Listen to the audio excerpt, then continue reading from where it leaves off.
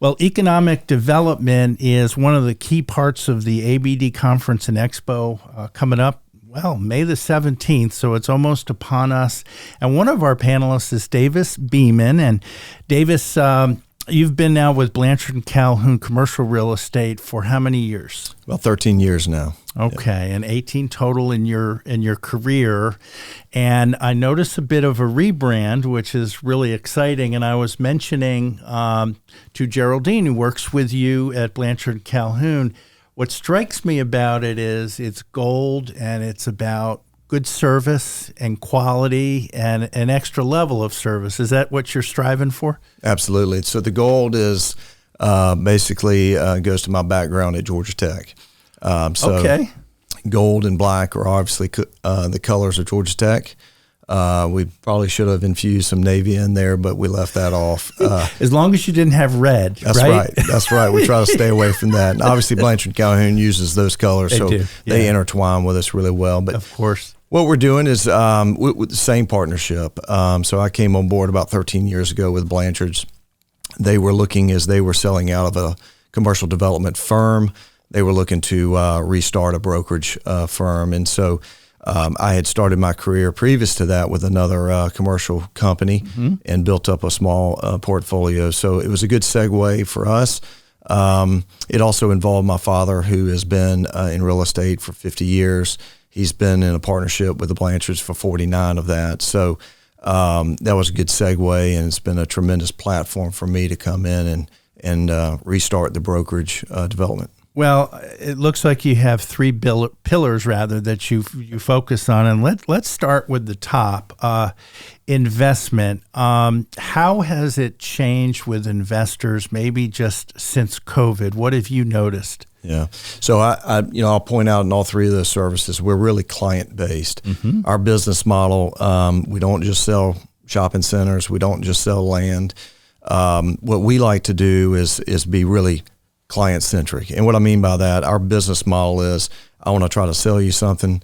I want to then, after procurement of the property, I want to then manage. I've set expectations by putting you into a property. I want to meet those expectations.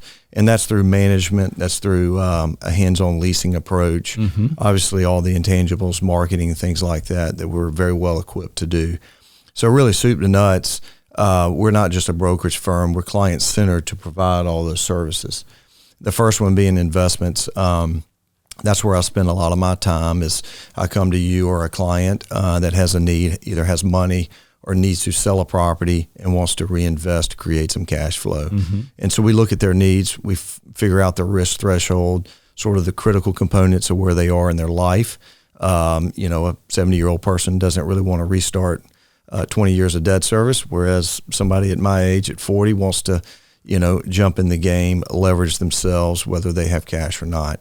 And so, we define what the need is, and then we work through an investment structure, which leads into the management and brokerage.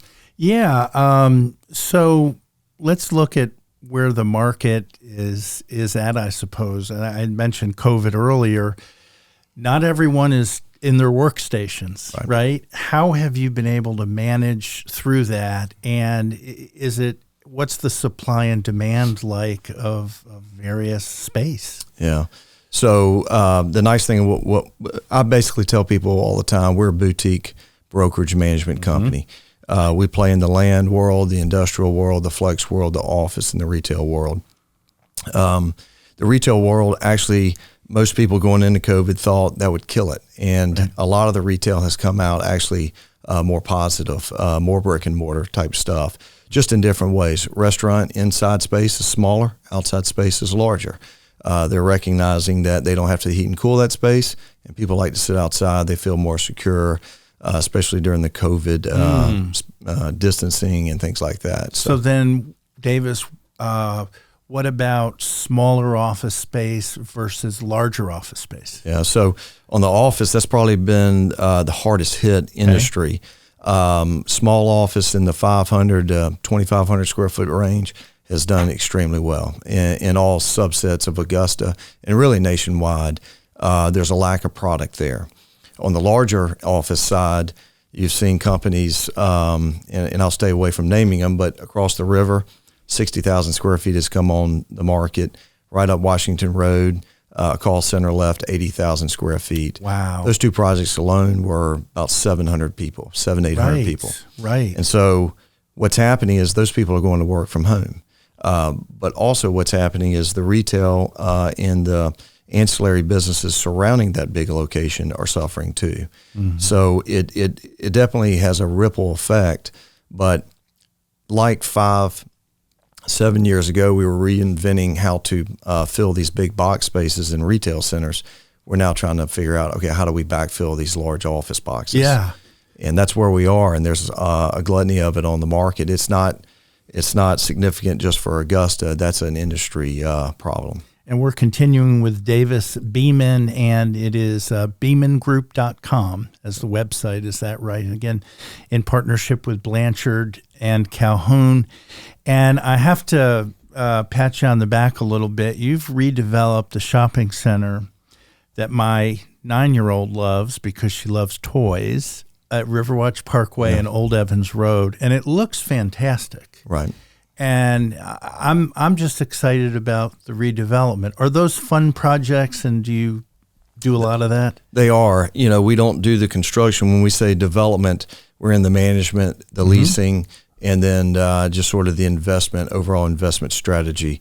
And so we're advising that owner, banks to use, contractors to use, right, subs, all the like. So we have seen it go from a C+ location to an A location. Oh, yeah. Hobbytown has just moved in. They're doing gangbusters. Yeah. In fact, they're doing so well, they just leased the space next to them. Break. Dun, dun, dun, dun. Breaking news.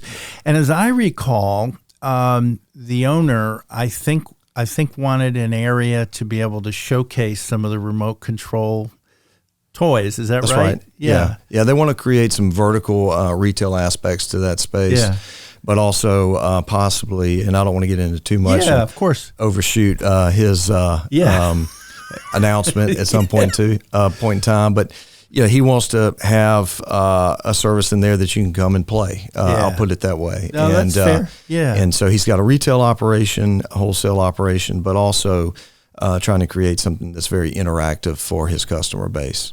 That's excellent. And again, investment management and brokerage, and that it seems to me that would be enough to keep Davis busy. But for the last 8.5 years, you've been involved at the airport. Share a little bit about that and maybe what growth could be happening in terms of land there. Yeah.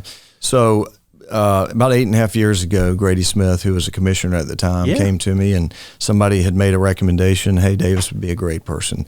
I was pretty young at the time. I didn't think I would get it, but lo and behold, he called me up and he said, hey, the first meeting is, I think, in 2 weeks. So he appointed me to the airport commission, and John Clark, who succeeded him, and then Wayne Guilfoy actually appointed me. It was on the agenda yesterday. He texted me yesterday morning to remind me it was on there. I'd forgotten. But anyway, I appreciate their faith in me to be a servant for the city, really. What I'm doing there is providing leadership, but specifically in the real estate arena. Look at the airport knows how to run an airport, general aviation and commercial aviation. And there's a lot of dollars and cents there, and they know that game very well.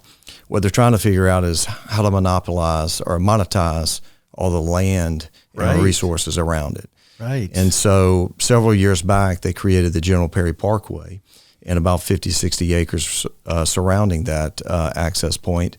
And over the last 5 years or so, we've been trying to figure out how can the FAA approve a taxiway and get access from the airport over to that land so it can be developed.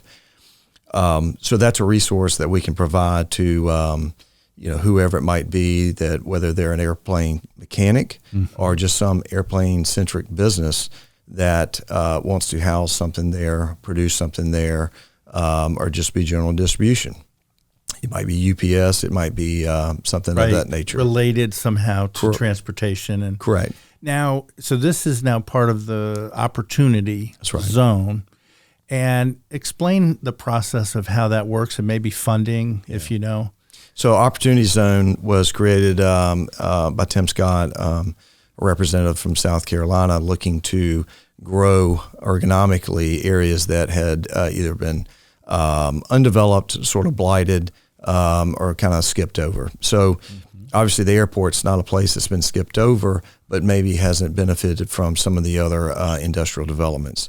So we created this area and provided the resources of access, gas lines, power, and all of the like to make it pad ready for somebody to come in. So where the Opportunity Zone plays into that, you can sell, trade out of any capital investment. Could be stocks, could be real estate. And you take that money through an Opportunity Zone and reinvest it. You're fixed in for 10 years. There's some penalties to breaking that. But then you have to spend $1.01 more than what you invested into the land. And that creates vertical construction, or as it applies to downtown, just reinventing some of these older buildings that have sat delinquent for a while. And there's money available. Plenty of money available. Yeah, and it's a pretty good financial stack to take advantage of. That's fantastic. On top of TADs and enterprise zones and things like that. Okay. Tim Scott, that's the fellow who wants to be president. That's huh? right. That's right. I think he's got a pretty good chance. I'm not endorsing him now. No, but hey, it's good to know. That's good to know that he's trying to help out some of the areas that need some help. I've got a very good friend who is representing him from a consulting side, a guy named Matt Moore, and it's he says he's very enterprise centric. I mean, he's wanting to grow businesses, not government. Yeah, and I think most of us can appreciate that. Speaking of growing, look into the crystal ball a little bit. How do you see the rest of 2024 going in the commercial real estate market? Yeah, I think interest rates are going to hurt us, continue to hurt us a little bit from an investment grade level through the third quarter of this year. They raised the rates 0.25% yesterday, and they're doing that. And that's generally about a 12, 14-month trailing period. Gotcha. They're taming inflation and all those sorts of things. I think fourth quarter of this year, folks will realize kind of the stabilization of that adjustment and have the confidence to jump back in the market. We're finding there's plenty of money on the sideline. It's just investor confidence. What's going to happen and how am I going to adjust to that? And just like you're in my pocketbook at home, I want cash in my pocket to be able to adjust to unforeseen expenses.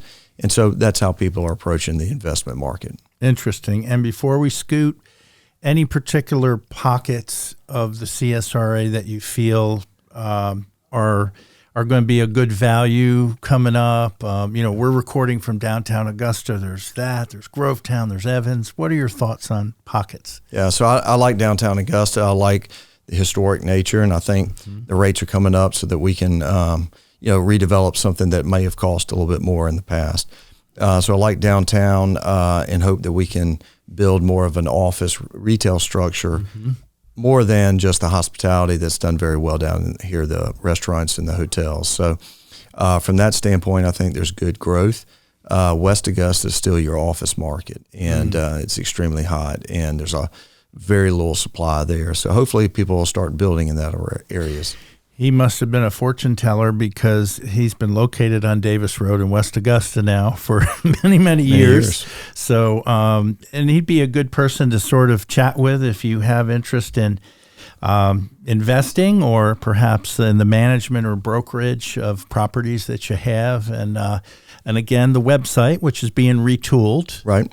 Is BemanGroup.com. That's correct. Okay. Yeah. Well, It's been a pleasure, and so looking forward to having you be on the panel to talk more about economic development. Yeah, well, we appreciate it, and as always, we're consumers of that panel and look to learn from all the other folks. So we're really excited. You've got a good cast of, I'll call them characters up there, including myself. Derek May, good man from Azalea worked Investments. with him several years. Yeah. Bob Bigger from SRP Federal Credit Union, who took on a big role with them.